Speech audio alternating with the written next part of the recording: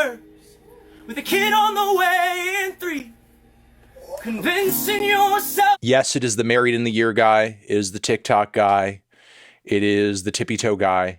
We're here to talk about his new song. We're here to talk about anything else that comes up in the conversation, get some background that maybe you guys are not necessarily hip to, and basically maybe get a bit of insight into how all of this happened and how Brendan is taking all of it.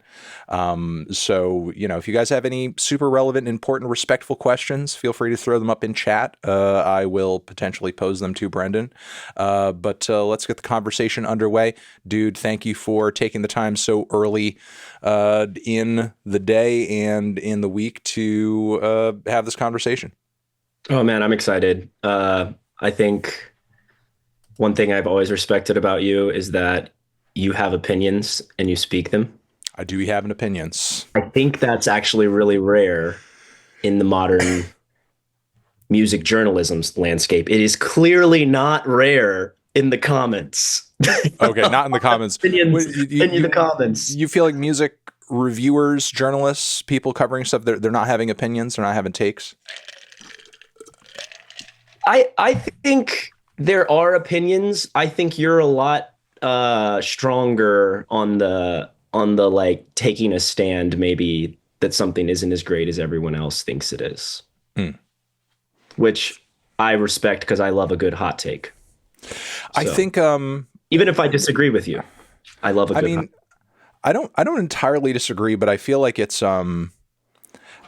difficult for a lot of up and coming music journalists to kind of come out bold against some certain things sometimes, because like as you've sort of already experienced yourself, the way certain things can kind of like especially if you're small and up and coming and kind of getting your name out there, the way certain things can go viral beyond your control in like a negative fashion, and then you have like no real way to kind of like dictate how people take it beyond there. And I've known and have been aware of people who, they write a review for a publication and then all of a sudden they're like getting harassed by, fans of that artist, or, that one review is like the thing that follows them around forever or whatever. And I mean, obviously that's happened to me too, to an extent, but I'm doing it for myself. You know what I mean?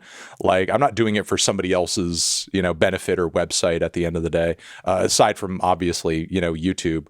But, there's a fashion of an element of independence to what I'm doing that allows me to, I guess, have a little bit more, not only just like freedom to say what I want to say, but I guess like, a knowing that it's all sort of on me at the end of the day. And, I'm sort of like making my own personal decision to engage and sort of like say what I feel like I have to say.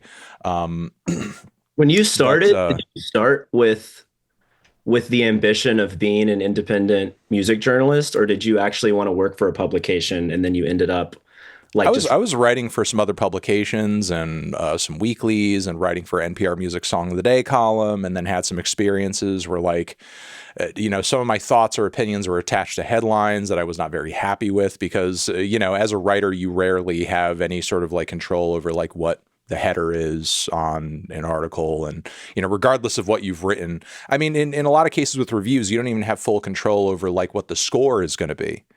You could end up writing a glowing review, but maybe the score gets a little lowballed in terms of like what you would have personally given it. You don't even necessarily have say.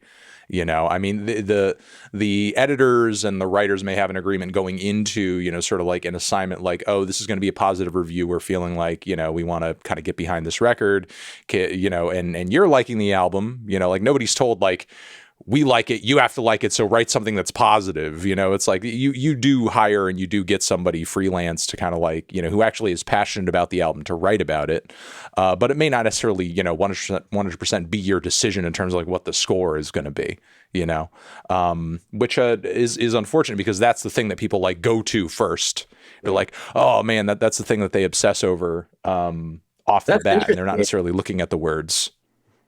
Yeah, it's also interesting that music journalists are artists too, and maybe in the same way that like the tag or bridge to my song has been taken out of context like something that you write or say can be totally taken out of context and even twisted with like the thing that people actually latch onto. So they're latching onto the number and the score, but really you wrote a glowing review. I definitely never knew that the writer did not put the number on the album, that was like a number. That's so interesting. Let's talk about you because we're going to talk about you. So let's kind of get into the story of what this all kind of started with.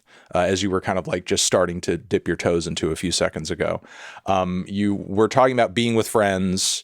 You got a text from your mom. She said that she's glad that you're with friends right now. What exactly was happening to this track, Married in a Year, this performance clip that is uploaded to TikTok, that your mom, of all people, caught wind of it and then sort of like, I don't know, in a way saw the tides turning a little bit, I guess, and was sort of seeing maybe a thunderstorm oncoming due to some of the reactions?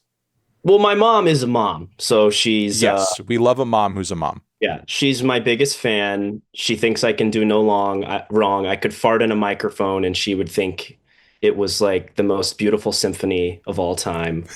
I'm her number one artist on Spotify for 6 years in a row, and I think it's like 99% of her time is spent listening to my music.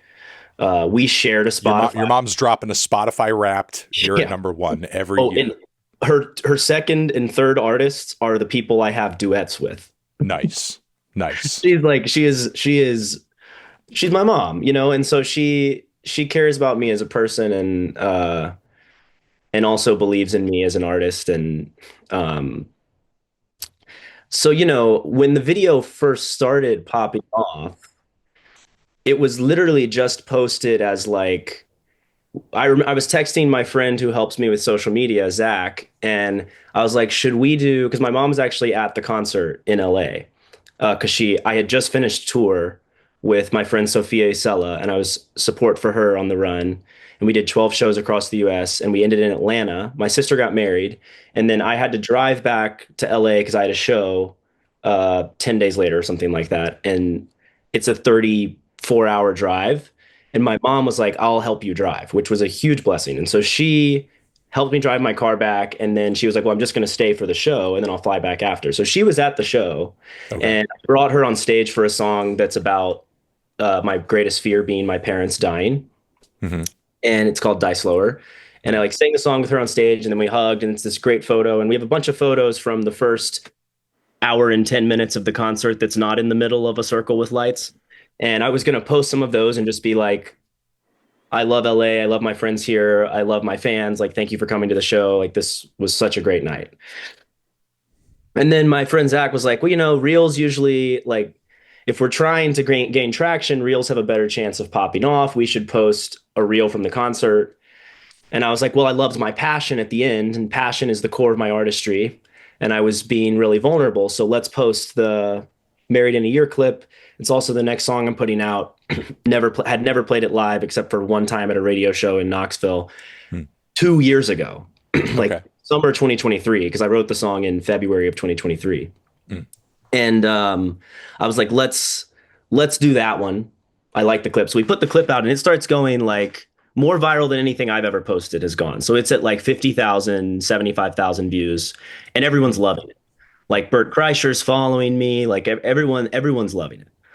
And then, so we're like, okay, well, it's social media, so we're going to double down on this clip. Let's post this iPhone angle that my friend Tyler just happened to have. He wasn't like there to film. He just had an iPhone angle of the whole song. And that's the one with my toes in it. Right. And it's like the side angle, and there's like the astigmatism lights for whatever. That's the first one I saw in on Instagram Reels. That was my first exposure to it. It came across my Instagram Reels algorithm. I was like, what the heck is this? And then I saw it blowing up even bigger on TikTok. But yeah, go on. Yeah, and so we post that, and that one also starts like all my fans are like, "This is sick," blah blah blah, because my fans have seen my live show, so it's not out of context to them. It's like perfectly in context. It's like, and I've done that circle like 100 times, so they know like, oh, at the end of Brendan's concerts, he gets in the circle and he plays either an intimate song about what he's going through, or he plays an unreleased song, and that's how he ends his show. Like literally all my fans know that. So not out of context to them. There's like, this is sick. Like, love it. And they all know I have vibrato. Like vibrato's not like I've had vibrato since day one. So like there's nothing new there. And then I go in, I'm hanging out with my friends because I was leaving I play these like summer camps in the summer to make money. And the camps don't pay me, but I sell merch at them. And so I was headed to do one of those and leaving my friends. So we were just having like a last hangout. And I get back and my mom texts me and she goes, "I'm so glad you're with friends right now." And I'm like, what? What are you talking about? So I open Instagram and it's just like, this is cringe. Go kill yourself. This makes me want to hang myself. Like the crazy, I'm like, what the freak? And I'm literally laughing like that. I'm like, this is insane, dude. Like I just posted a clip from my concert. And then I start to see like people think it's staged. People think it's fake. There's conspiracy theories about it. And the funny thing is, this is the least content-y piece of content that you can put up as an artist. This is just me performing at my concert. And there's no hook. It's just the song. Like, it's not like POV. You're at an indie concert. Right. POV, you're bringing boiler room shows for indie singer-songwriters. You know, it's like, it's just me playing the song.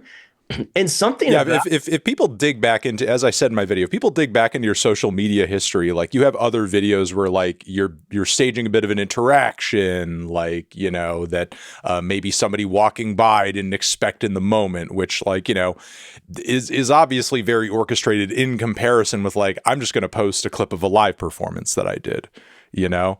So the idea that like this was totally planned when in comparison with other stuff that you did, it seemed like less planning went into it outside of just performing. I mean, in the other stuff like the X video and the Frank Ocean video and the roast beef love video, right? Like that's a deep cut in the Brendan Abernathy short form, the roast beef love video. People got to look up the roast beef. Yes, I have seen the roast beef love video. Like my personality is just like I'm very open, I'm very trusting, and my show is very like interacting with fans and playing songs that they want me to play, and just like conversational, and I care a lot about knowing my fans personally, and so I'm very interactive. And literally one day Zach was like, "I'm just gonna set up a camera, just sit by this tree and play songs." And like the mailman interacted with me, a neighbor interacted with me, like these two random people interacted with me, and we posted a clip of the lady whose name was Adele. So obviously I played an Adele song, and it did like better than any video we've ever posted. And so we were like, well, I guess we should do more of these, and I enjoy them. Like the thing that's funny is I hate making content probably more than any art. I mean, all artists hate making content, but like, and I have such a like cringe radar that I won't post stuff if I think it's like even remotely cringy. And that's what's funny about me getting called cringy, is because to me, that's so in context that I guess I'm just completely unaware that it could be considered cringy. Right. And then some of the stuff is like, I own it. Like the first moment in that concert, I can literally show you a video, is me walking up to the microphone after I take my shoes off, because I have to have my shoes off to loop well, otherwise I hit the wrong pedals and it sounds awful. Oh, okay. I was going to ask, like, you know, when did the shoes come off? And the shoes come off the second I stand on stage, because I loop basically the whole concert. Okay, and so you're looping like guitars, vocal lines, you're looping stuff. Yeah, I'm a very good looper, I've been told. Okay. I've never seen myself loop, so I don't know. But when surely you've seen recordings of yourself looping at this point. Yeah, no, I'm a pretty badass looper. I'm not gonna lie, I'm pretty good. Okay, all right. I make like it makes. So like you lied there. You were being humble. Yeah, I was just riffing, to be honest. I'm a bit of a riff, which is why I'm built for this moment, because like I'm just like, all right, whatever, guys. Like, but the things they're attacking, like my vibrato. All right, I have vibrato. I know that it's a good vibrato. It's a cool vibrato. It's a little aggressive in that clip, but also it's the climax of the whole show. So like, it's very aggro. It's very aggro vibrato. But it's my show. I can do whatever I want to at the end of the show. You know? You can. You're allowed to do as much vibrato as you want at your performance. Yeah. And then the other two things that I feel like people really latch onto is the outfit, which you commented on, and the toes. Well, the outfit, there was originally no bandana. Uh-huh. However, I was sweating my ass off and I looked horrible. And I had a bandana tied around my mic stand. And I literally grabbed it and I say into the microphone, oh, this is going to make me look like an idiot, but at least I'm not going to be sweaty. Right. And I put it on. Then you put it, so it was functional. Everything, the toes, the bandana, it's all functional. We're explaining it away where it's all functional. And then the toes, at the first thing I said into the microphone, I had like this vision for my beginning of my show. I was gonna like set it up all moody and all this stuff, and that's just not who I am. And so I literally like I start my moody intro, and then I take my shoes off and I go into the microphone and I say, "Dogs are out," and the whole crowd starts barking at me. So like from the get-go, the toes are a bit, but I also remember vividly, I'm walking to the center after I've been like, hey, what do y'all think about me coming out in the middle and playing the next song I'm going to release out there? You know, everyone cheers, whatever. And I step over my shoes and I remember thinking, I should put these on. Whatever. What? I don't need these shoes, whatever. Yeah. And then that's the thing that people latch onto, which whatever. Again, everyone knows, every one of my fans knows I don't wear shoes, so it's not like a fresh thing to them. None of them were shocked. And it is funny. Like the toes thing is objectively funny. Like when I saw the clip, I was like, damn, I was up on those things. Like I'm a ballerina. I'm a ballerina up in there. That's impressive. All right. I don't know if I answered. I just went on a rant, so I don't even know if I answered. No, I mean you've explained. I think most of the things that people are like latching on to. And just to kind of like put a pin into it, at the end of every show or as many shows as possible, you do this thing where you come out into the crowd. I think that is like, again, I understand how without context that is a thing that like people would see and instantly think like, oh, this is staged, because people are sort of used to seeing so many instances of whatever on social media where maybe you get your friends together. Oh, I have an idea. It's like, everybody take your phones out. We're going to do this.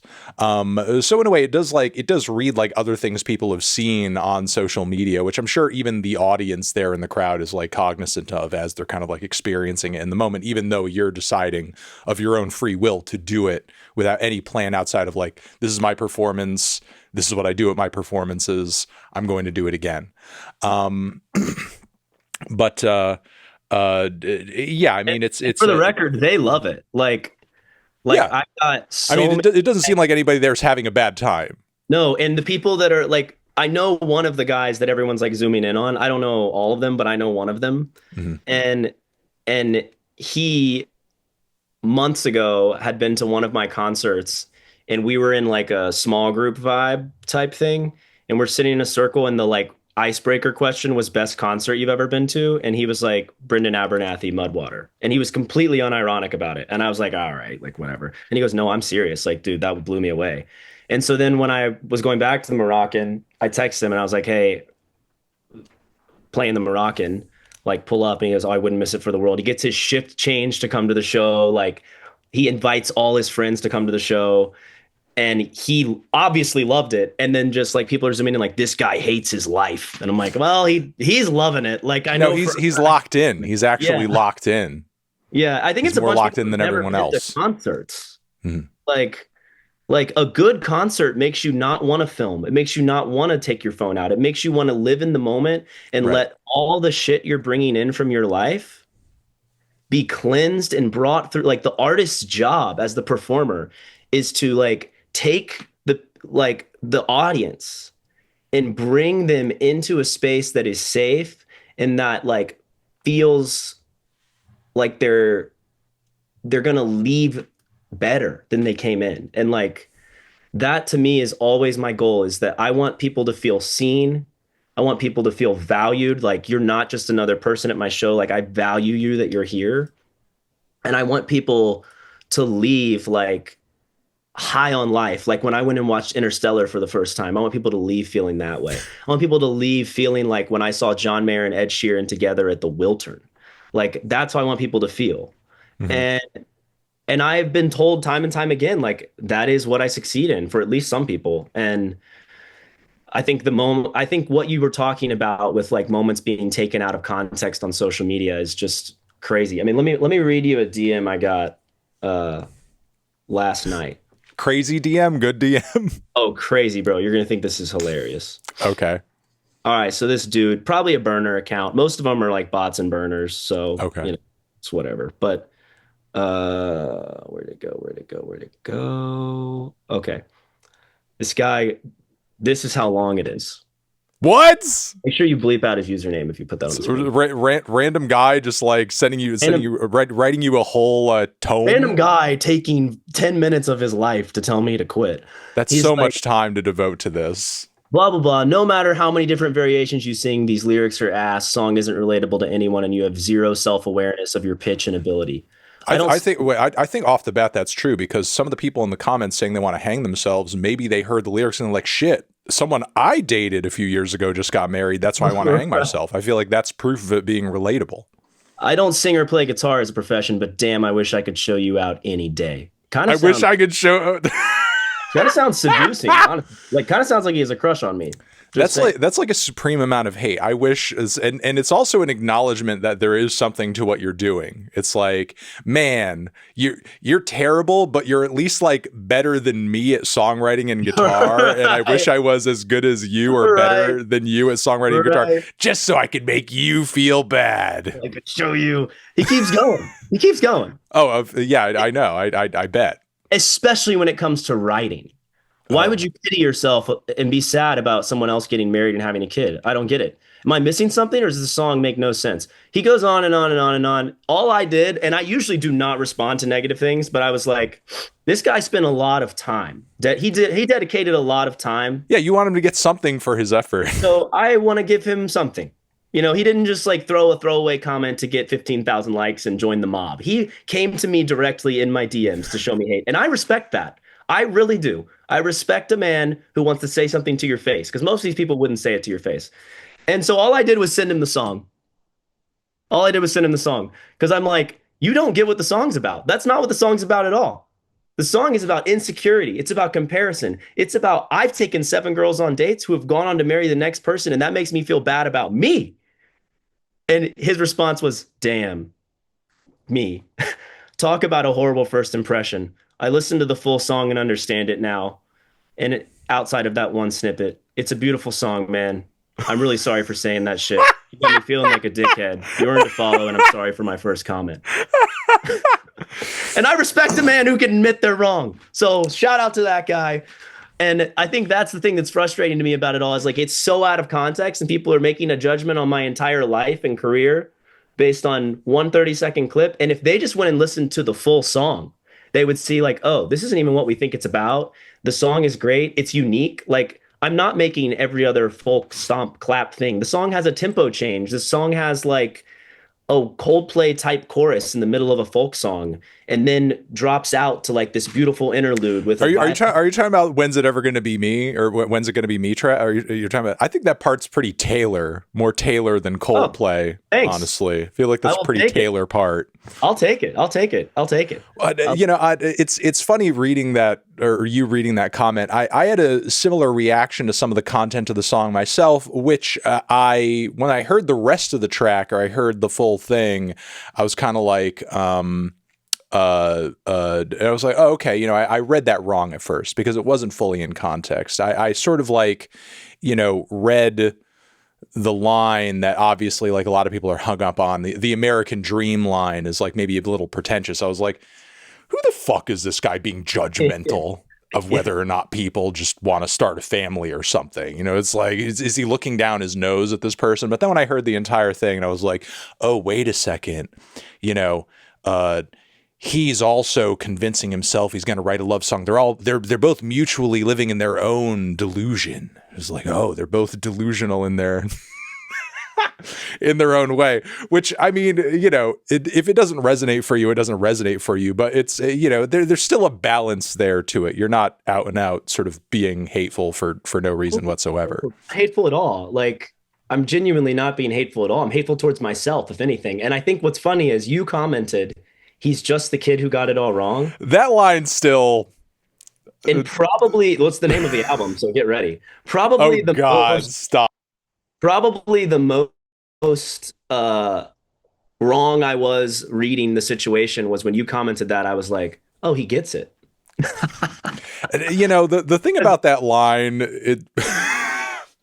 as the song is self-critical, it is true, but I feel like that part is a little self-aggrandizing in a way. Like I feel that line reads to me as like something you would say to yourself, or a line that you would envision happening in your head if you're playing the song and you're being shot by Spielberg, and then as the song ends, the camera pans out, and then the narrator goes, "And there he goes, the kid who got it all wrong." And it's like, come on, man. Like, come on, man. Yeah, I don't know where it just sort of seems like this self narration sort of like, you know, depiction that just felt very directorial in a way. You're being directorial in your own work. What's interesting is that snippet was the first line I wrote for the whole album. Really? And yeah, another girl had gotten married that I'd taken out on a date. And I was just like, you'll be married in a year in the suburbs, the kid on the way in 3. And I just sang, and it was literally just one time through I sang it. I was like, I'll be convincing myself, like, I'll be the kid who got it all wrong. And I literally stopped and I was like, that ain't me. Like, I've done everything right in my life. Like, I've, like, by the world standards or whatever. Like, I went to college. I got good grades. I had good job offers. Like, and then I went into music and I've hustled my ass off and I'm doing a good job. And like, I'm building a career. And I've been doing it mostly independently from social media, which maybe was the way to go. And then, I basically, the whole album is me exploring that one phrase. It's me asking, like, why do I think about myself that I'm the kid who got it all wrong? Like, why do I think I got it wrong, even though like my life experientially is pretty great? Like, I go to national parks and write music. I play concerts for people that want to hear my songs and know the words to them. I go to studios and write songs and record them. Like, I sell sweatshirts to make a living, like merch. And so I really just had to explore that about myself. So when I said that, I think it was out of nowhere. Like, I didn't really understand it. And then for the next year and a half, I explored it through songwriting. And that's what the album is actually about, is like me really asking, am I the kid who got it all wrong? Or is that being like a little narcissistic, delusional, or self-deprecating to an extreme? But yeah, your comment, I was like, he gets it. Like, he gets that it's both sides are not, like, both sides are not content. And it's not critiquing the American dream. It's not even, but it's also not praising the American dream. It's just saying, like, okay, if you are which I'm doing my thing. That's the American dream. My friends who are married and live in the suburbs, that's the American dream. However, we both feel like I would want to be I want to be married. Like, Brendan Abernathy wants to be married. And they feel like I want to go to national parks and not have a kid that makes me stay home. So it's like we both feel like we want things that we don't have. And no matter how much we get, we still want more. That's more what the album is about. And the song is just like the intro to like insecurity and comparison. And so maybe it's self-aggrandizing, which I'm all about hero journeys. So like, if I'm Odysseus in this, that's cool and fun. I think everyone wants to be on their own hero's journey. So, I mean, I get it. It's not anything that, like, you know, I feel like we can torture you over. It's something that I feel like a lot of people kind of like want to envision themselves on. I feel like most people's lives are pretty mundane, you know, like even an artist's existence can very much be, but, you know, sort of building it up to be like this epic journey and mission that you're on, like, can certainly make it more palatable. Yeah, being an artist is just going to gas stations and McDonald's a lot. That's all it is. That's not untrue. And also Buc-ee's, which is also very fun. But with that being said, I've said this. I've seen other people say this. It sort of seems to be like a view of you and what's going on that is holding some water with a lot of people. Do you feel like you're being hated into success? Is that even such a thing in your view? Oh man, it's a great question. Also, should I call you Anthony or Fantano? What do you like You going could by? say you could call me Anthony or Fantana, Okay. whichever you prefer. Well, it's what you prefer. Should I I'm address you fine as with both. internet I'm busy? neutral on both. They're both good. Well, yeah. It's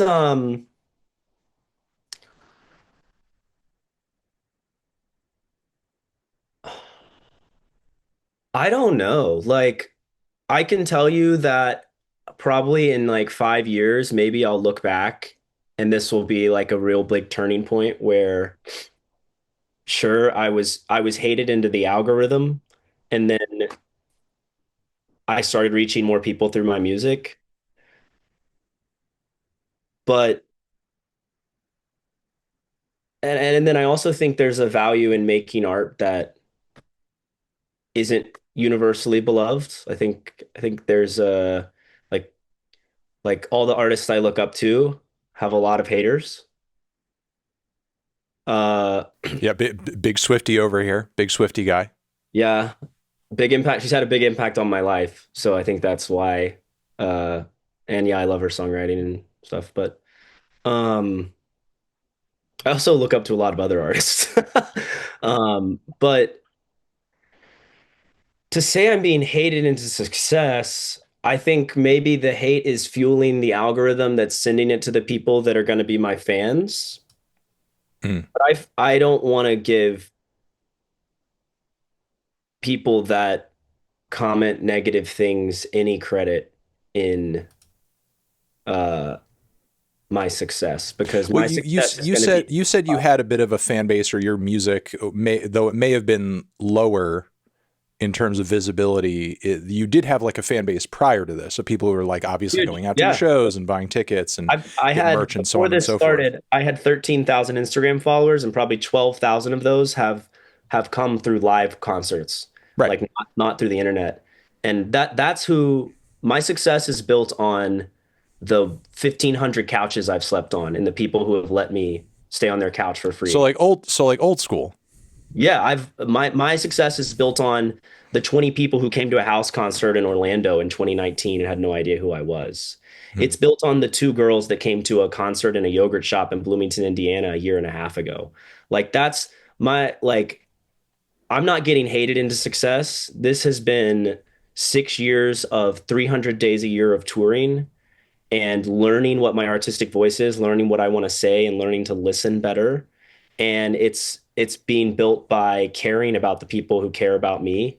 And I'm not going to lose energy over people who uh, just mindlessly hate with no research or anything. I think someone who takes the time to decide that they don't like me, great. And I think someone who just has a knee-jerk reaction that they don't like me, that's fine. Like I'm not going to lose sleep over it. I do think that the hate is fueling me to reach more people that will like my music. So I don't know. I guess like that's an industry thing though. Like I think that's my main thing I would say, Anthony, is like you're getting hated into success. Yes, every record label is in my email inbox right now. Like tons of managers want to manage me because I'm self-managed. Like the industry is definitely on that narrative of like, oh, the haters are going to fuel your rocket to the moon, like to success. Hmm. But as the artist, it really just like pisses you off and kind of hurts. Like it's not like I'm laughing with the jokes. The jokes are funny. The memes are funny. The hate is just like you just feel misunderstood and like no one's giving you a shot. And no human ever wants to feel that way. And this experience is not isolated to me as an artist. It's also not isolated to me as a human. Like I think everyone has felt bullied or talked down to or punched down on or hated on in their life in some way, whether it was in middle school or high school or now, or they're still in middle school and high school. Like, and if I can be a a small light of how you can deal with that with like without stooping down to it and like laughing with it and just continuing on and doing what you know you want to do and what you care about, then that's I think a win for the world. There's something I want to ask again, because I find it interesting that prior to all of this, you were kind of going about promoting yourself and getting yourself out there in maybe what a lot of people would interpret as a bit of an old fashioned way, a grassroots sort of way. I'm just going to perform at all of these different places. And, while that may be your intention and what you personally want to do and the way that you want to go about it, I feel like we still live in a very, information age world. How did you, if you want to sort of lend some advice to any musicians here, like, how did you put yourself in a position where you're getting booked in these very odd and interesting places? House show, yogurt shop. You were just at a summer camp, Christian summer camp. Yeah, it's vibes. kind of. Yeah, it's like yeah, more or less. So you're this totally unknown singer songwriter with like, a bit of a small social media following. How are you getting yourself into these spots and places? Are you just like, hey, I'm this random songwriter, I would like to perform at your yogurt shop? Like, do you have this sort of ride or die lifelong friend booking agent who's calling up all these places? I got a hot act for you. He's Brendan Abernathy. And if he plays at your yogurt shop, everybody's going to come in and go crazy. Yogurt shop is going through the moon. Most popular yogurt shop in Indiana. Everybody, you can have a light out the door. Everybody buying yogurt. You got to let this kid play in the front window. Like how are these interesting booking situations happening as you're kind of still building up your name and your visibility as an artist? Yeah, well, in 2019, so before the great Panini, right? I I had just graduated from college, and I had a lot of friends who were around different cities in the South. And I read a bunch of books about the music industry because I didn't study music, and I was in a band and managed the band all of college, but I really didn't think it was possible to do music full time as a job. What I realized though is that the main revenue stream was through touring. And so my first thought was like, okay, well, I'm going to play a bunch of venues. And then I was like, well, no one's going to come see me play. Like, no one's going to buy tickets. And so I just made a spreadsheet of like 150 friends and where they lived. And I texted all of them personally. And I said, hey, I'm trying to do music full time. To do that, I need your help. And the way you can help is you can host a house concert. Let me stay on your couch and invite 25 of your friends. And I did, I think, 80 of those before March 2020. So I was just like, I guess, working with like providing my friends with a fun night for their friends. And that's how I got started. And then the pandemic hit, and I did a concert in my parents' yard, and it was like a huge hit locally. And so then I did another one, and it like doubled. And then I was like, well, this is, and so many people were walking up after with their masks on, and they were like, this was the highlight of my week and my month. Like, thank you. And I was like, you know what? That's what music is about, is giving people a win. And so I took that on the road, and I just like did these outdoor park or people with big yard concerts. And I think when you're the only concert people go to for a year and a half, they build a pretty deep fandom for you. And so I did that for 2 years. And then I started doing the camps because they needed help with music. And it's a Christian camp, but they use non-Christian music. So I'm playing like Shawn Mendes and my own songs because my songs aren't Christian songs. And so, and they're so fun. Like, they're just like, everyone's having the time of their life, and that's great. And also you sell a lot of merch. And so it's like a great way to make rent. But for the first 4 years, I wasn't paying rent, which is how I was able to do it full time. I was living out of my car, sleeping on people's couches all over the US, and just playing house concerts. In my hometown, my first venue show, I sold out Eddie's Attic, where I played June 18th. And the owner of Eddie's Attic reached out to me and was like, who the heck is this kid? Like, how did he sell out this venue? And so we got lunch, and he became just like a really good friend and mentor to me, and he got me connected with my booking agency, which is High Road, which is just like a pretty renowned independent booking company. They have like Phoebe Bridgers and some other amazing people.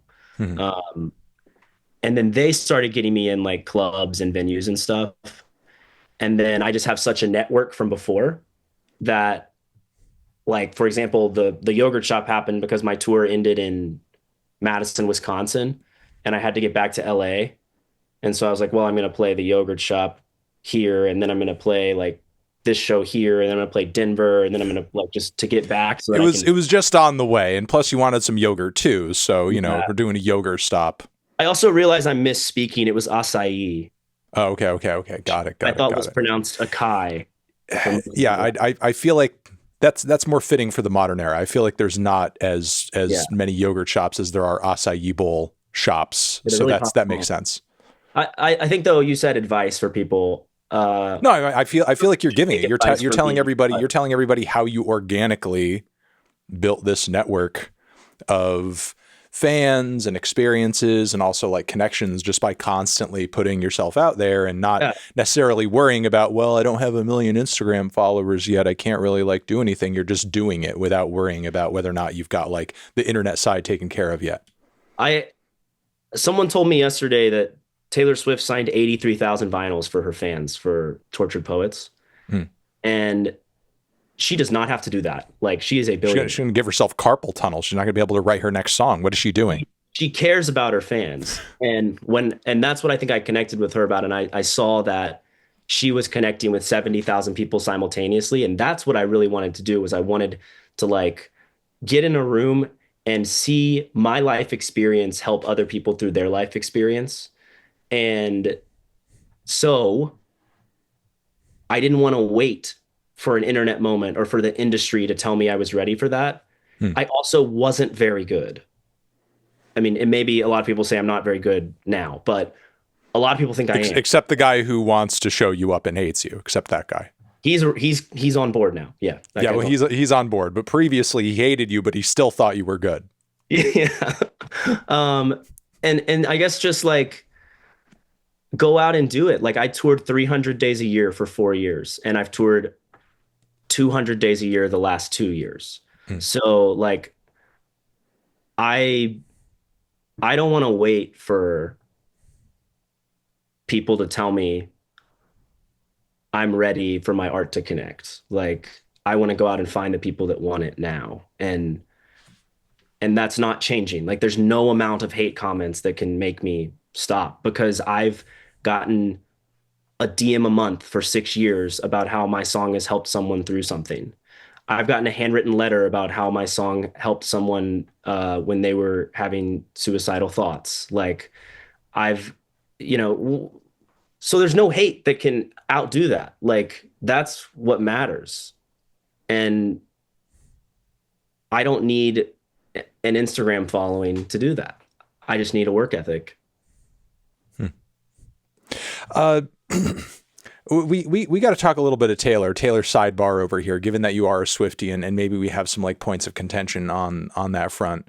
Maybe. If Reputation is not the weakest Taylor record, what is? Like, am I out of my mind for not really digging on Reputation? You're going to snippet this and put it on the internet. And No, it's someone else is going to do that. It's not going to be me. I'm going to put the whole interview out there because I want people to have the context. But I think every Taylor album is special in its own way. Sure, yeah, you could feel that way. I feel that way about some of my favorite artists, but I still have like least favorite albums from them. It is better than anything I will probably ever make. Okay, sure, that could be true too, but the album that I least listen to is probably Evermore. Okay. However, I like Evermore. I just think Folklore is a lot better, and so I listen to Folklore more than Evermore. I like Evermore more than Folklore, but okay. I think that makes sense for you. I think that makes sense for you. That makes sense to me for you. Yeah, it's probably the most indie, folksy, pretentious album she's ever done. So that's probably why it resonates with me. Yeah.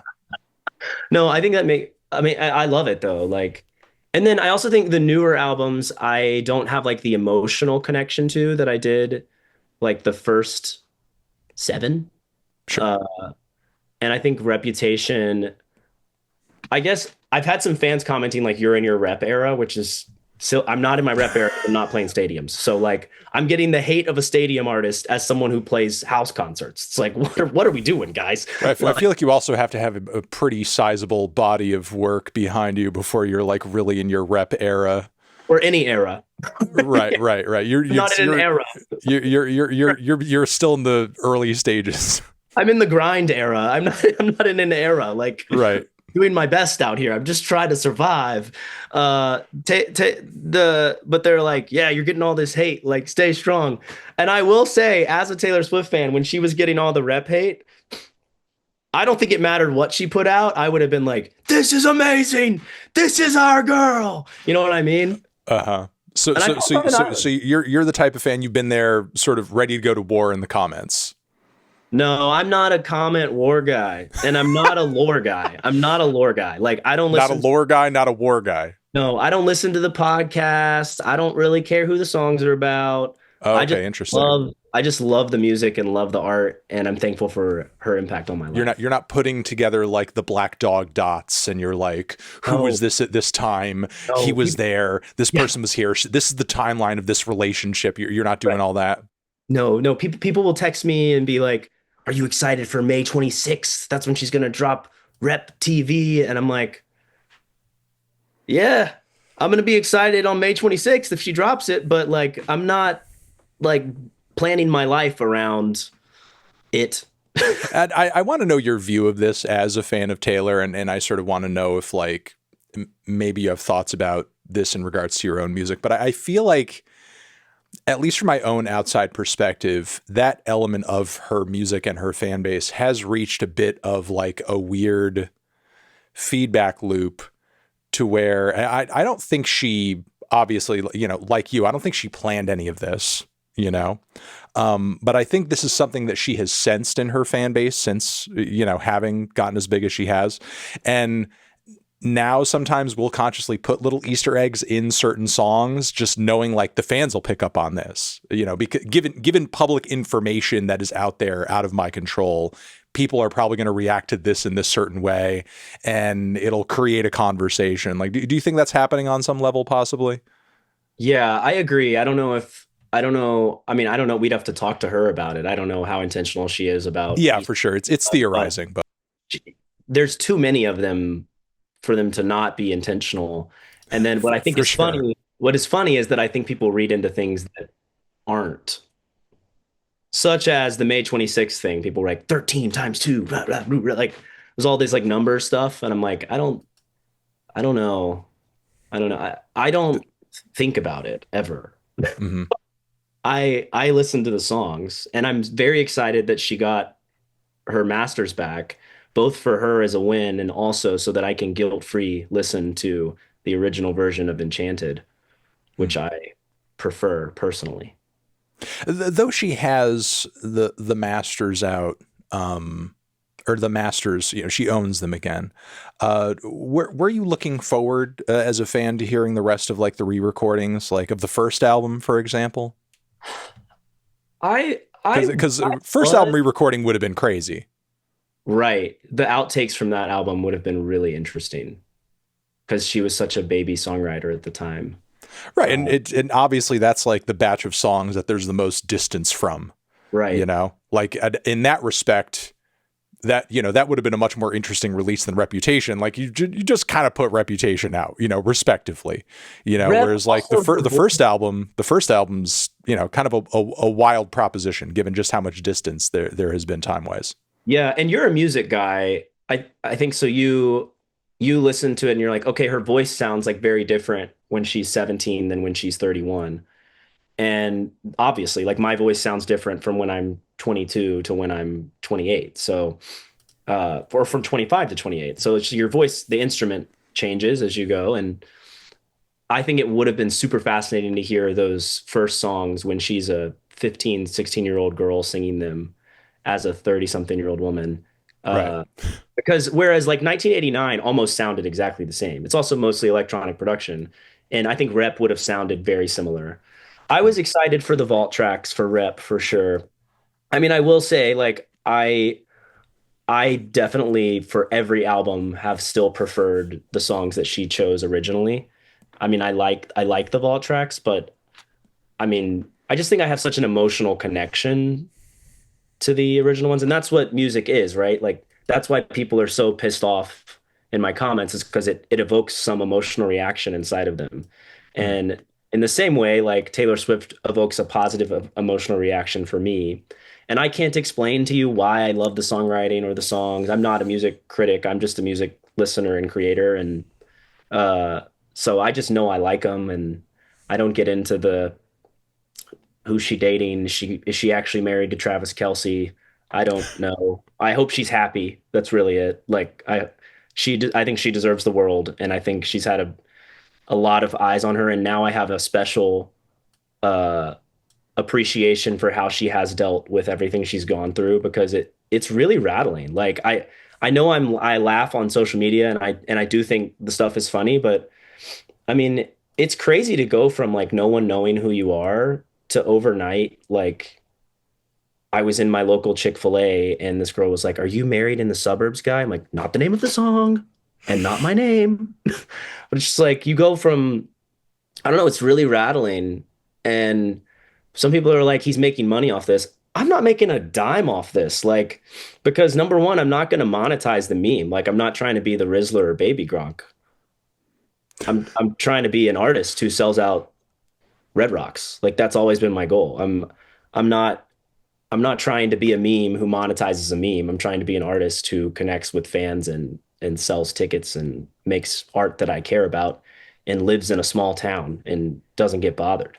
Unfortunately, you have to have the notoriety with the fandom, and that's fine. And I accept that. And I signed up to be a product, and that's what artists are now. And so I'm dealing with it. It's just new. And it's but to think that Taylor's dealt with that for since 2006 is wild. And every artist too. I saw a Youngblood video yesterday. He was talking about getting hate, and I'm like, Hmm. dang, it's so sad that like all these artists are dealing with this when really most of us just want to make our art and live our lives and connect with people who want to connect with us and not worry about the others. Uh, I mean, we've talked a lot about the hate comments, but I feel like another element of all of this that has to be talked about because it is interesting. I mean, there's a lot of art and content out there that gets hate comments. But I feel like one thing that's kind of interesting and special about the reaction that people are having to what you're doing is that on top of all of that, there are also countless, and I mean, I've only seen the tip of the iceberg of them, parodies of what you've done. Like, it's not just people hating on you, it's people like literally copying you and like reading your every move to try to like recreate it in their own way. Have there have there been any sort of like, in your opinion, great ones that stand out to you that like you're a little obsessed with? And do the parodies hit in a different way than just sort of the comments? Does it also sort of like, hit you in a negative emotional way too? Or does it feel almost like flattering in a way? Cause it's like, wow, these people have like observed me so closely, whether they like what I do or not, to where they want to copy me. Well, you're talking to an artist who four of his biggest fans have made two parodies of my songs, and I sent them the instrumental to make them. Wow. I think things are funny. Like if you come to my show one day, you'll be like, "Oh, he's literally making fun of himself the whole concert." Like that is actually my MO is I am making fun of myself, taking on the fact that I am a little awkward and I'm a little weird and I am bad with love. I'm bad in love. Sorry. Sorry. Uh and so I think at first I was just confused. I was like, what's funny about what I'm doing? Like, am I off? Like, I don't see what's funny. And then slowly as it continued, I was like, oh, I see what's funny. The toes are funny, the salute is funny, the three is funny. I guess the phone lights are funny. Uh, and so I genuinely, the parodies are almost like flattering and I think they're funny.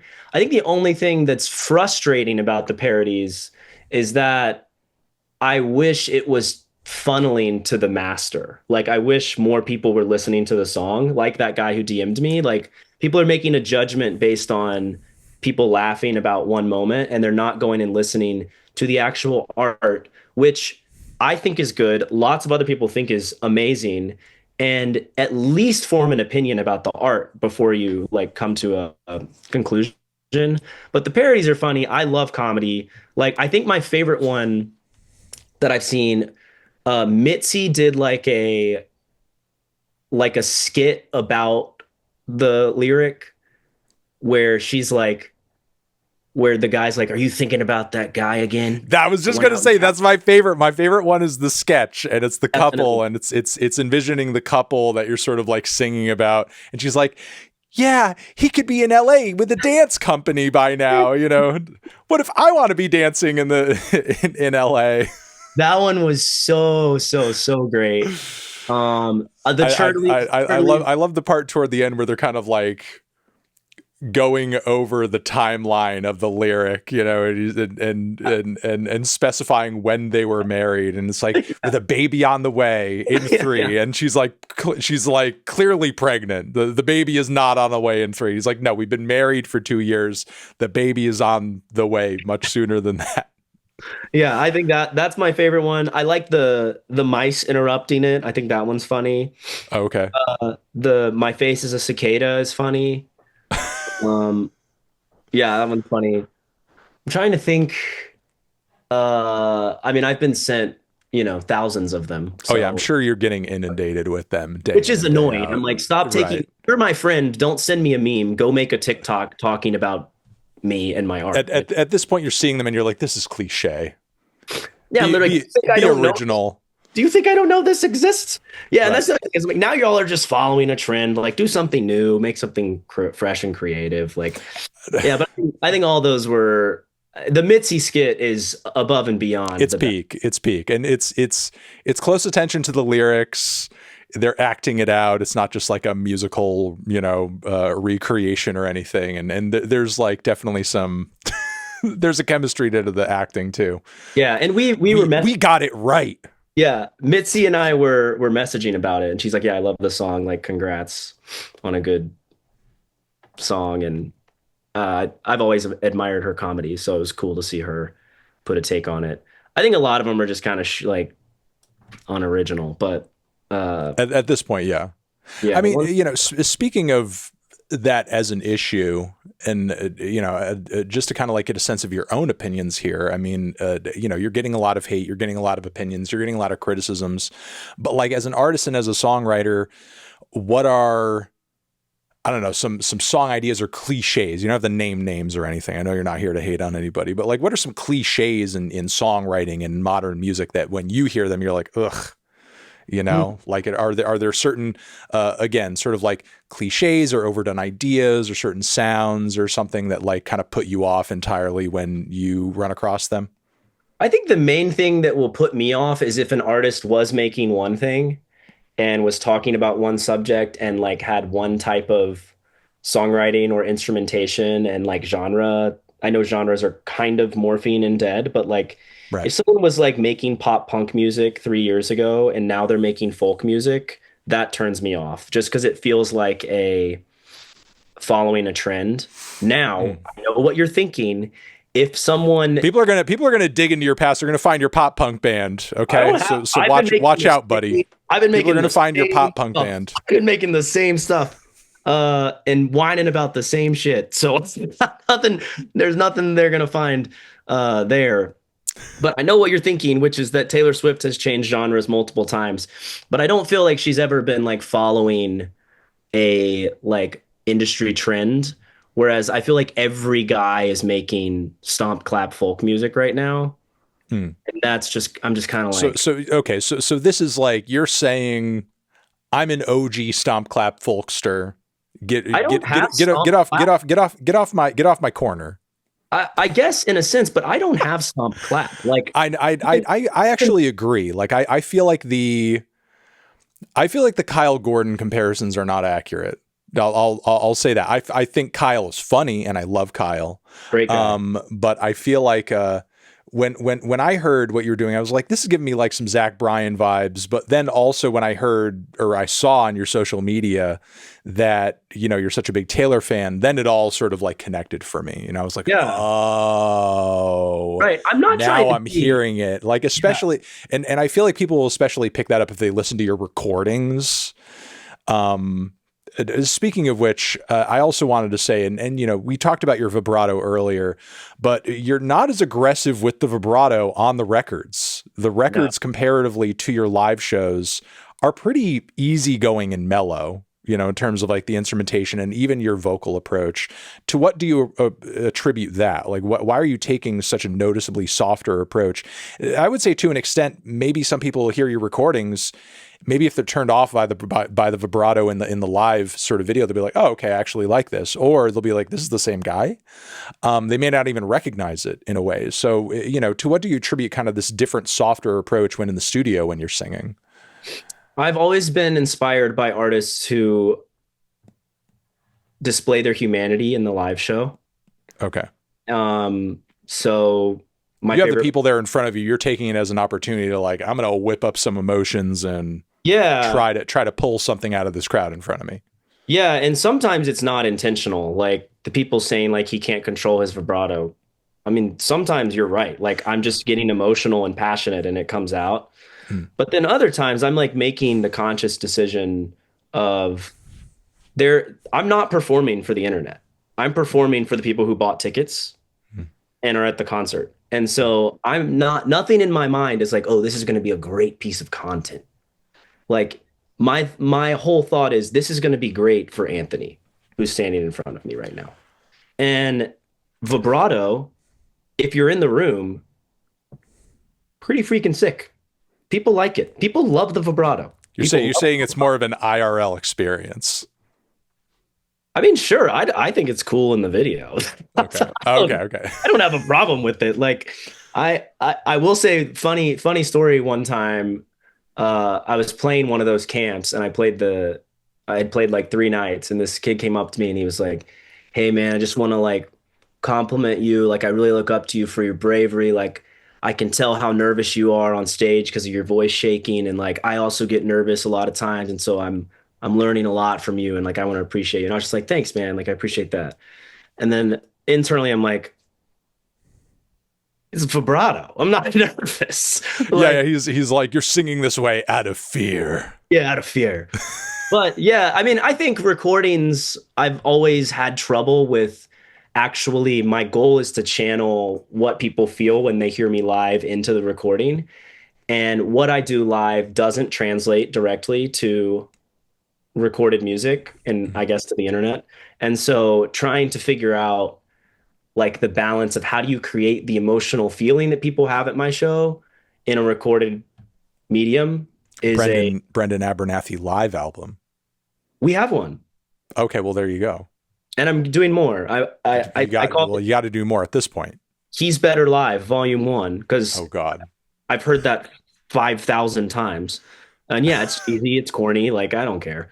But I do think a big thing I'm lamenting about this whole situation, in full honesty, is, and I've vented about this to people close to me a lot, and I know this is going to be on the internet, but I'm a vulnerable person. So I think it's the hardest thing about the situation to me is that somehow my art got on an algorithm that hated it and not an algorithm that would have loved it. Because like you're saying, the Zach Bryan fans, the Noah Kahan fans, the Taylor Swift fans, genuinely like y'all would love my music and love my live show and somehow it got on, I don't know, the Drake algorithm. Like, I don't really know what it's on, but yeah, you're definitely not on an algorithm of people who I think vibe with that genre of music generally. I think if you were instead being blasted into the algorithms of the fans of those artists, the comment section wouldn't be the same. And do you feel like, I mean, let's get into that a little bit. Like, do you feel like this is sort of a function of just how these social media platforms are purposefully working? Do you feel like this is the fault of the fans in any way, because I feel like, and I'm sure you've been in this position too. I think when most of us go on the internet and we see something that we hate, or we see something that we have a strong, maybe negative reaction to, we jump in the comments to either express that quickly or even be funny or see what other people in the comments are saying because we want to laugh along with that. But when we see something we like, we're like, that's pretty good. And then we just like kind of go on to the next thing. And it's like, I feel like it doesn't elicit strong enough of a response to say anything. And I feel like a lot of these platforms, unfortunately, I mean, they know how they're working at this point. They're not stupid, but like, you know, the way that they're geared isn't necessarily like how long you've watched or engaged with something, but like whether or not you've commented. And I think at this point, we all sort of know as internet users, like the kind of stuff that's the quickest and the fastest to elicit comments from random people without a second thought is either stuff that makes them laugh or stuff that elicits, again, a very negative like response that pisses them off. And I feel like that's kind of toxifying things and making it difficult for stuff to kind of like blossom up and succeed that maybe is just kind of like generally enjoyable, you know? It's making it difficult for honestly decent stuff to get ahead because it's not eliciting super negative responses or laughs out of people. Or when you do find stuff that is genuinely good, it's being filtered into the feeds of people who aren't going to like it because that's going to be the audience for it that reacts to it in a negative way. Yeah. I mean, you honestly, Anthony, you know more about this than I do. You are the internet's busiest music nerd. I'm the road's busiest tour dog. So like, Yeah. I'm more built on like understanding how to sell tickets and how to create an experience for my fans that's special when they're in the room. But and I haven't watched The Social Dilemma because I think it would scare me. Well, okay, look at it this way. This dichotomy exists. I mean, and you're in the throes of it. You're experiencing it in an intense way right now. How are you as an artist, as somebody who's just barely figuring it all out because it's all happening in the moment, planning on or hoping to sort of like break this cycle moving forward and this wave kind of like washes in? Because as you just sort of said, like after all this is done, I would like to kind of like continue as and go back to just being a normal singer-songwriter who's passionate about his songs and you know, sort of passionate about connecting with his audience.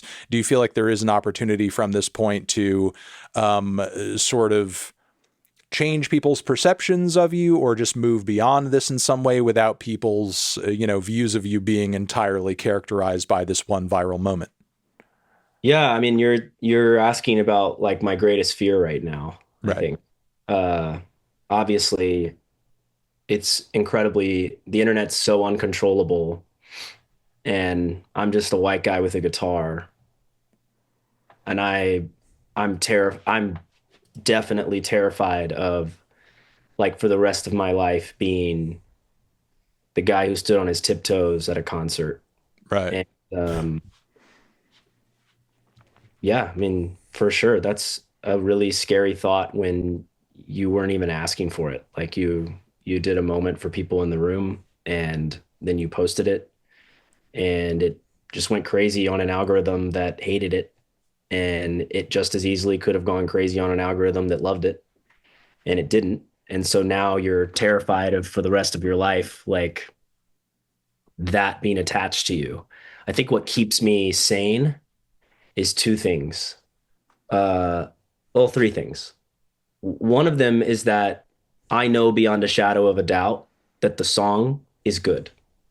It might not be everyone's cup of tea, but for me, it's good. I like it. And that means there's going to be some people that like it. Even if it's 10% of the US population that likes it, that's 30 million people. So it's like,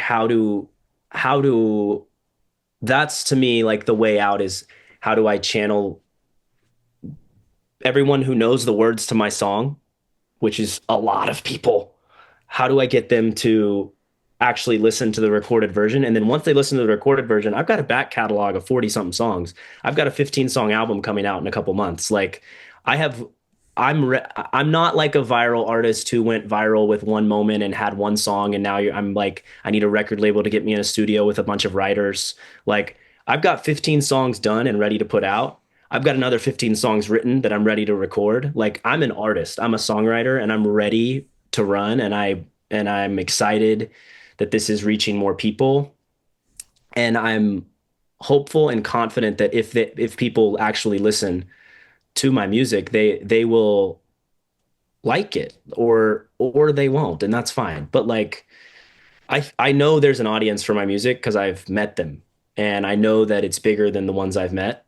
The fear is that people won't get past the initial perception they have. And that's definitely a fear I have. So that's one thing I'm confident in, is the music. The other thing that's keeping me sane is a lot of people in the industry telling me that, like, this is gonna pass. Um, I don't think they knew how big it was gonna get, but still they're confident it's gonna pass. And the third thing is, frankly, like, I have faith that God is doing something that I cannot understand, and that it's going to be like redeemed. The To be honest. So, and I'm not trying to get religious on the podcast or anything. I just Those are the three things. Uh, to what do you attribute, like, well, you said as the song was originally going viral and people were reacting to, the clip negatively and so on and so forth, you were observing like this bit of a disconnect between the clip that was going viral and, like, are people actually going out and listening to the song now that it exists, now that the song is out? Because obviously, there's been a window of time between when the clip went viral and the song actually got fully released. Have you been able to drive some people in the direction of the track? Have you been able to make that sort of connection? Has it been difficult, sort of like transferring that? Because I know it's something that a lot of artists and content creators have a hard time with. You get that kind of viral moment on a platform like Reels or like TikTok, but then getting those same people to go over and check out anything else that you're doing, or get some kind of like deeper experience or context for who you are and what you do, can be pretty hard. It's been really hard. I'm not getting choked up. I just had some mucus in my throat. I know that if you get nervous or if you get emotional, that your vibrato will come out. So I'll be looking for that. That's going to be the tell. Yeah. So, I yeah, I mean, that's been a really big source of frustration for me, for sure. Is just like, I mean, in my mind, y'all, if the song's stuck in your head, it's not because it's poorly written. Like, there's something about it that's catchy. And if it's stuck in your head, I mean, go out and listen to it. Exactly. I'm like, why are you not looking for the song? And to be fair, the song streamed better than any song I've ever released. And like, it took me 6 years to go from 3,000 to 13,000 followers on Instagram. And it took me 6 days to go from 13,000 to 23,000. And it took me 4 years with TikTok to go from 0 to 3,000 followers. And then we started a new one that this one was posted on. And it took me 6 days to go from 450 followers to whatever I'm at, 20 something thousand. So it's definitely growing, the reach of the project, which I'm thankful for. And people are coming and checking it out. But that's been something I keep asking people, is like, yo, if this moment's so viral, why do I not have 100,000 followers? Yo, if this moment's so viral, why is this song not at like 1 million streams already? Like, what's going on? Right. And I don't understand it. Like, I don't understand the internet at all. I don't understand streaming at all. And so this is all like very overwhelming. I mean, I was up till 2:30 and up at 6, like the whole week this was happening. And I didn't sit down for a meal for, I think, 8 days. So I've been definitely working overtime to try to get people to listen to it. Just because, like, I mean, look at that guy. #1 hater. That dude is like spending 10 minutes to send a DM telling me how much I suck. And then he listens. That's less time than listening to the song one time would. Totally. And then he takes 3 minutes to listen to the song and he's like, oh, it's actually pretty good. And so I'm trying to get people to listen to it, and it's been frustrating. I think the thing that's most frustrating though is, and I don't know if you feel this on the subscribers and views front. I'd actually love to hear you talk about it as someone who's been in the internet game for a while. Um, and I think about artists too. It's like, okay, my goal is to play Red Rocks. So once I sell out Red Rocks, am I just going to stop working to Yeah, grow? you'll just quit. You'll just be done. Right, I won't. And so that's like a week ago, like 2 weeks ago, if I got 10,000 views on a TikTok, I'd be like, I've made it.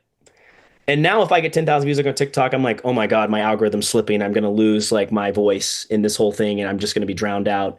And so I think I'm I'm working to like get it heard, but also if you tell me a month ago, hey, your song is going to get 100,000 streams in 3 days, I'd be like, oh my gosh, this is amazing. So it's just that like rat race of wanting more and more and more and more that the album's about.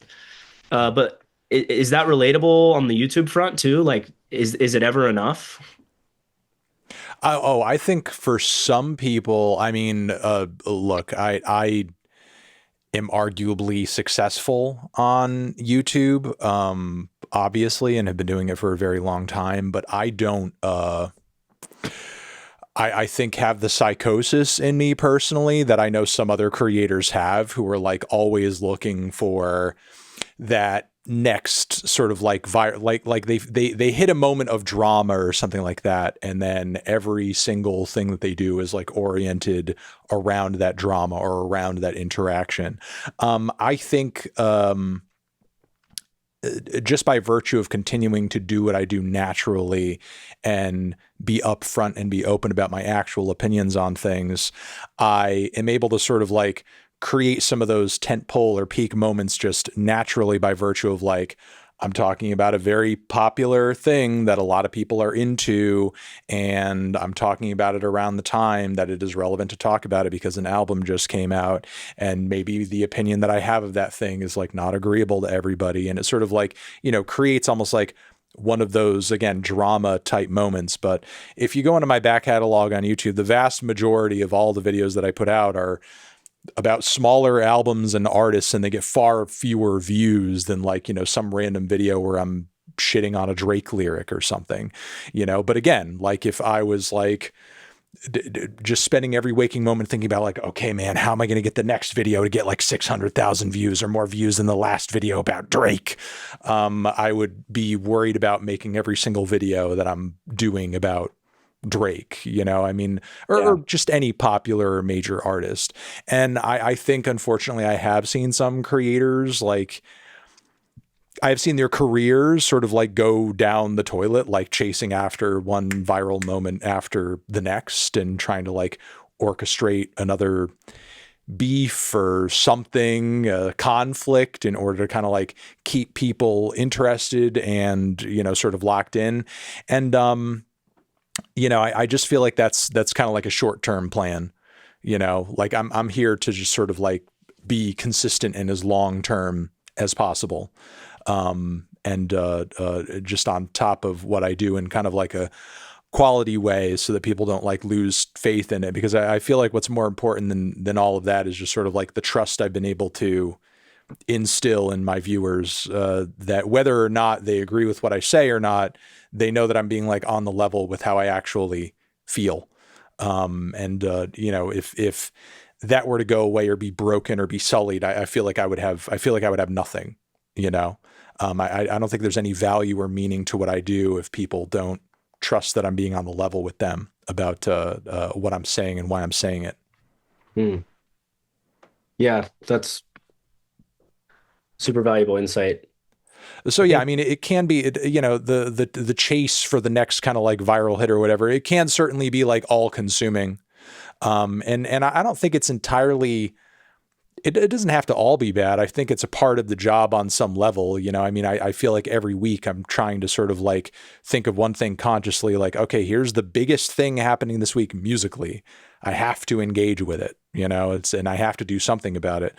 But then I have to sort of like fill in the gaps with the rest of the week, you know, or else I'm just kind of making a video about one thing. And then, you know, I'm kind of like making my life obsess and revolve around only things that are kind of like viral or trendy or whatever. And, you know, while I think popular music is important and it's relevant, and I feel like it gives, you know, all music fans a bit of a, as close as we can possibly get to, you know, some kind of like monoculture.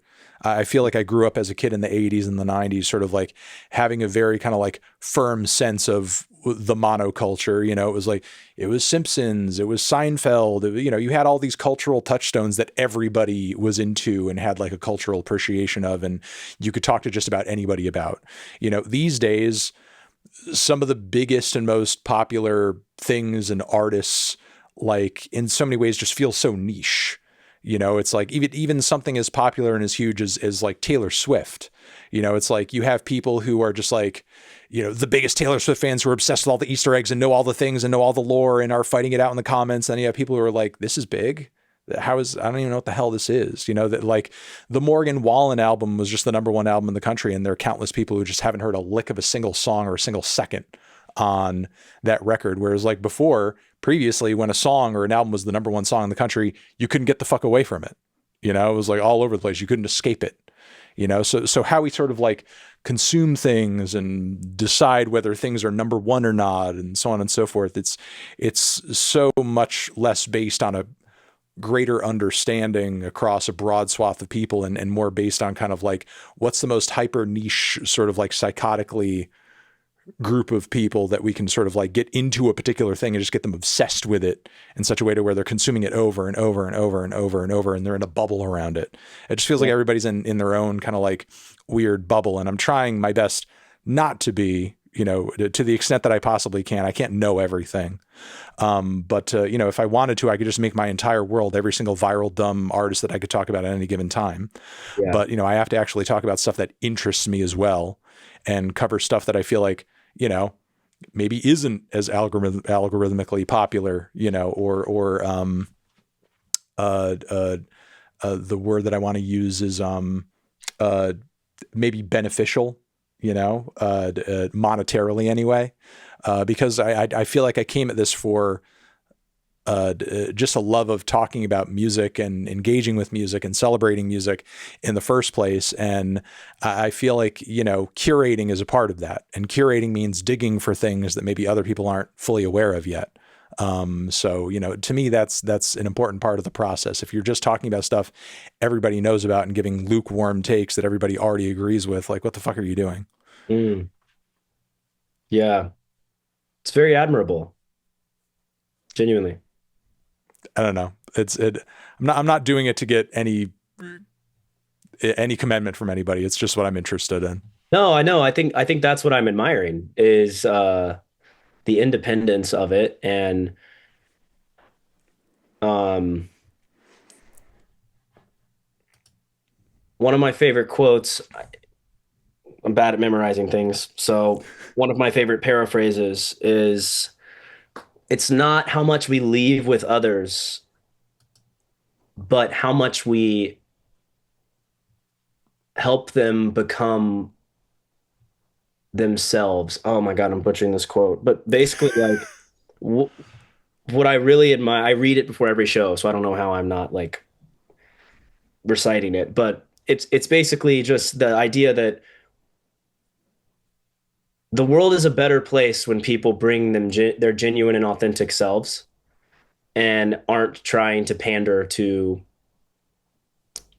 anything.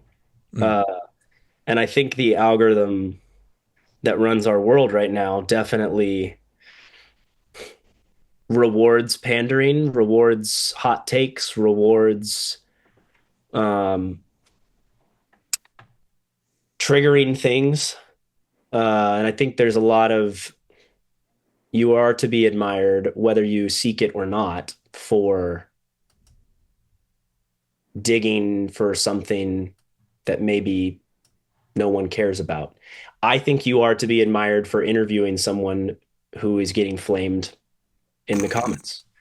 Uh, uh, Speaking of independence, because you mentioned that, I wanted to talk about your own at this point before you head out. I know that you're like, working with a booking agency and working with a bit of a team, which even at your level, I feel like is understandable because there's still so much to like do and manage as an artist when you're performing as much as you are and everything going on in the world of social media. But uh, going forward from here, like what do you feel like you're willing to do in terms of like ingraining yourself deeper into your work and your art and hopefully your career and this industry.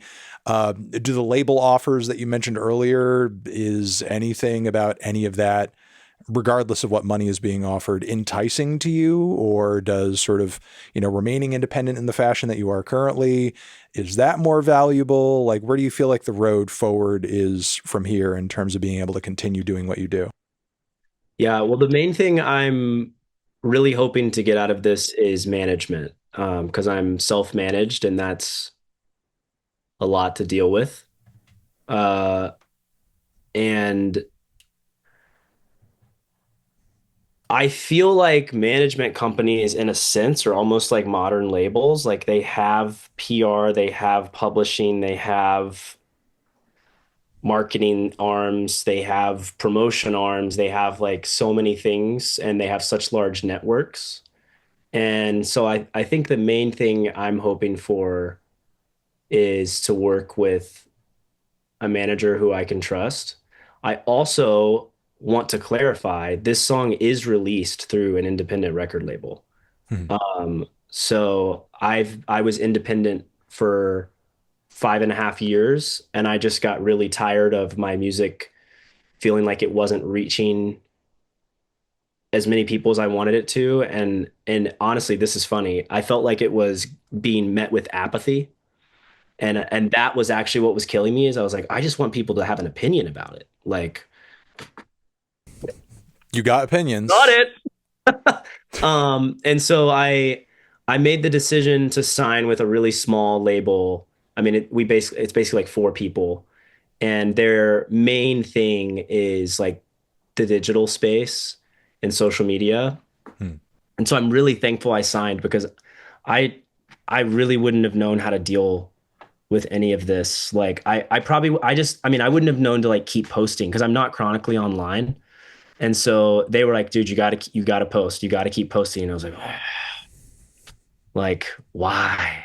It's already reaching so many people. Why do we need to post again? And they're like, because that's how the algorithm works. And like I didn't even know that. So I'm like super green on the internet front. Hmm. And so I'm really thankful I signed with a company that is, I guess, experienced in that. They say they're experienced in that. I have no idea. um, I was really intentional about the deal that I signed, and I was willing to give up some things, but I also was intentional to maintain a lot of stuff. Like I can still sell vinyl and keep everything. Mhm. Uh, I am out like I just have a lot of flexibility at the end of the period, which I cared about. I basically wanted to remain as independent as possible while also working with a team that I believed in and that I trusted. Because these guys have been trying to rep me for almost a full year, and I signed back in January, so this was not like a fresh thing. Is there Um, going to be a time when you have to re-record all your masters and, sort of go on an eras tour to buy them back? Is that what's going to happen in the future? I don't know. I did give up master ownership, which was uh, a sad thing, but I cared more about getting the music heard than Right. I cared more about the art than my financial future. Um, and and because it's such a short-term deal, it's just a one album thing. It's like, okay, what the end of that option, like at the end of this period, like hopefully I can still hopefully I can just this grows me and then I can keep my masters, do a licensing thing. Like I don't know. I just tried. Then you could reset and then go from there and decide whether or not moving forward it works. Yeah, I don't think I'm gonna re-record my songs though. I I'm always very inspired by what I'm writing in that moment. I usually actually hate my music from like 4 or 5 years ago. Mm. Uh, and so I can't imagine myself doing that. But never say never. I mean, I respect that she did it. I think it's pretty badass. But I don't see myself doing that. I hope that's even like a discussion topic. Like I hope people are trying to buy my masters. That would be best case scenario, right? Right. So Brendan Abernathy. yeah, the salute's so dumb. I'm sorry to the world. No, it's not. This is a tribute. This is a genuine tribute. No, I've been saluting to everyone. I'm like, thank you for taking the time. no, Hope you thank have a you. good rest of your day. And thank you very much for being an open book and having a good conversation. Stay busy. I will. You too, man. Thanks.